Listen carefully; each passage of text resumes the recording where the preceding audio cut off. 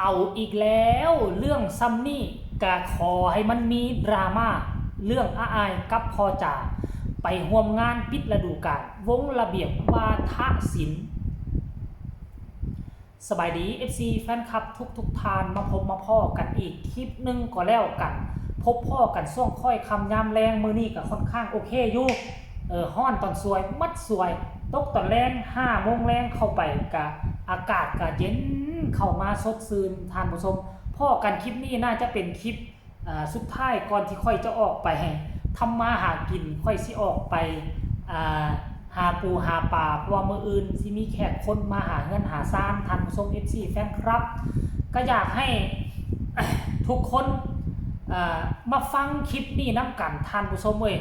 ที่ผ่านมาหลังจากที่ปิดฤดูกาลมานี่ประเด็นดราม่าพ่อจ่าลูกจ่าพ่นเด่นกว่ามูในวงเสียงดี6สำหรับคนจะออกคนจะเข้ายังบ่ดังทอประเด็นดราม่าเรื่องพอบ่เอาลูกไปเชียงใหม่เรื่องพอบ่เอิ้นลูกล้วนพอบ่ชวนลูกก้าวหาว่าลูกเป็นคนในครอบครัวตอนหาเงินหาคำนู่นนี่นั่นมันจึงเฮ็ดให้บอสนกพงศกรออกมาเคลื่อนไหวจึงเฮ็ดให้บอสนุออกมาโต้กลับทันทีทันใดก็คิดว่าเรื่องราวมันจะจบไปแล้วเพราะว่าพ่อจ่าลูกจ่าหาก็ไปวังเวียงสปปลาวมาใหม่ๆหมาดๆท่านผู้ชมเอ้ยไปสปปลาวมาใหม่ๆหมาดๆครอบครัวแบบอบอุ่นสดใสแจ่มใสมีความสุขกันโอ้ยเป็นครอบครัวที่สมบูรณ์แบบก็คิดว่าเรื่องตัวนี้นะมันน่าจะถมไปแล้วว่าให้มันมีประเด็นดราม่ามาแล้วแต่พวกเจ้าฮู้บ่มามีประเด็นดราม่าอีกแล้วเมื่อประมาณ17 นาทีที่ผ่านมานี่บริการแม็กได้ออกมาโพสต์เคลื่อนไหวแบบนี้นี่นะพ่อจ่ามากับไผอาอายไปกับไผเป็นยังพ่อจ่าบ่เอาอาอายไปนำหมู่เจ้าเป็นยังหลายบ่อยากวุ่นวายกันซะเหลือเกินไผสิไปไผสิมากับไผยากไปฮู้เฮ็ดหยังบางทีมันก็เกินไปอยู่เด้ไปถามผู้นั้นถามผู้นี้อยู่เดี๋ยวเขามาฮอดกะเห็นเองนั่นล่ะน่าเบื่อลายงานล่ะหมายความว่าน่าเบื่อเป็นลายงานแล้วว่าซั่นเด้ค่อยก็งงว่าเป็นหยังมี FC แฟนคลับบางคนต้องสนใจอยากรู้เกี่ยวกับเรื่องนี้ว่ะทุกครั้งที่มีงานอยากรู้ว่าพ่อจ๋าเอาอ้ายนั่งรถไปนำคันฮู้บ่ซั่นล่ะเป็นอะไรเหมือนกับตัวเองสิลอยขึ้นมาสบายใจดีอกดีใจเนาะนี่บ่อ้ายก็มีรถประจำตำแหน่งแล้วพ่อจ๋าก็มีรถประจำตำแหน่งอันไปงานนี่งานเดียวกันก็งานเดียวกันก็คันกรณีว่าพ่อจ๋าเอาอ้ายไปนำหากจะเห็นดอกคลิปวิดีโอพ่อจ๋ามักไล่สดมักถ่ายคลิปหรือจะเป็นแอดมินที่ไปนำกันก็จะถ่ายคลิปพ่อลูกนี่ให้พวกเขาเห็นหรือว่าเตรียมจะสร้างประเด็นดราม่าอีกแล้วคันพ่อจ๋าบ่เอาลูกไปเนาะเห็นคลิปวิดีโอว่าพ่อจ๋าบ่เอาลูกไปก็สิใส่ประเด็นดราม่าให้กับบอสนกอีกตึงบ่คือบ่เอาลูกไปนำแน่ๆนะไปงานเดียวกันแท้ๆนะปิดฤดูกาลแท้ๆนะเป็นหยังคือบ่เอาไปนำเป็นคนบ่รับผิดชอบบ่สิเป็นแล้วนี่อีกได้หั่นน่ะสิจอบสิสร้างประเด็นดราม่าให้เขาได้จนบริการแม็กเพิ่นฮู้ทันเพิ่นก็เลยออกมาโพสต์เคลื่อนไหวแนวนี้ใส่สาธารผู้ชมเป็นจังได๋ล่ะ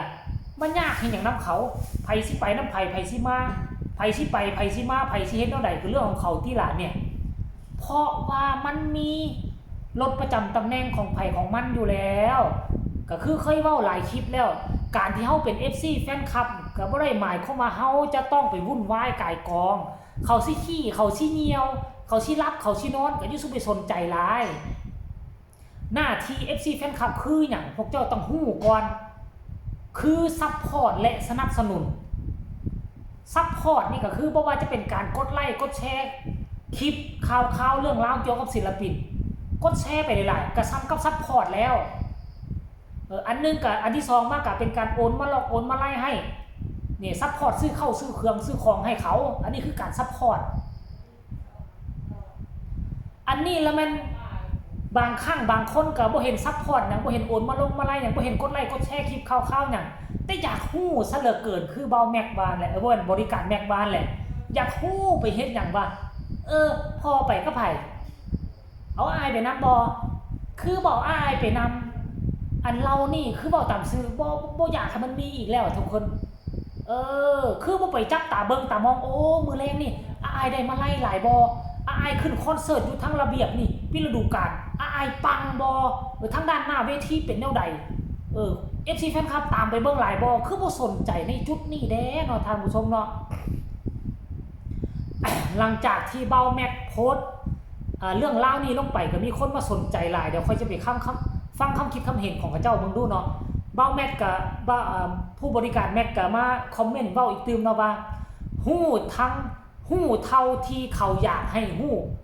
โอเคนะครับผู้ต่อมาก็มาคอมเมนต์ว่าอดสาวาแน่วุ่นวายดีหลายคอมเมนต์นี่บอกว่าบ่อึดเวียเด้ลูกแม่ใหญ่ถามผู้ต่อมาก็บอกว่าแมนจักสิซ้อหาหยังบางเทื่อกับเกินไปอีแน่เห็นบ่คนนี้ก็บอกว่าเอาแล้วว่าซั่นมีศูนย์ด้วยโดนเว้าเทื่อว่าซั่นได้โดนเว้าเทื่อคอมเมนต์ต่อมาคอมเมนต์ว่าซุ้มว่าซั่นเด้ชอบใส่ใจหลายเกินแนะนำใส่ใจพอประมาณจ้าว่าซั่นโฟกัสความสุขแน่ว่าซั่นเด้คอมเมนต์ต่อมาบอกว่าเงึดเนาะคอมเมนต์ต่อมาก็ว่าอีกตึมแมนค่ะถนัดคักยุ่งเรื่องคนอื่นคอมเมนต์ต่อมาก็มาว่าอีกจะแมนถามให้ดาเนาะว่าซั่นเด้บ่ได้ยินอย่างนี้บ่กะยังว่าโตบ่ได้ติดกันฟังเขาเว้าแน่ว่าซั่นเด้ค่อยเข้าใจเจ้าอยู่เด้แต่ว่าฮักกะฮู้อยู่คนเขาฮักอายหลายกว่าเฮากับพ่อว่าซั่นเด้กับยา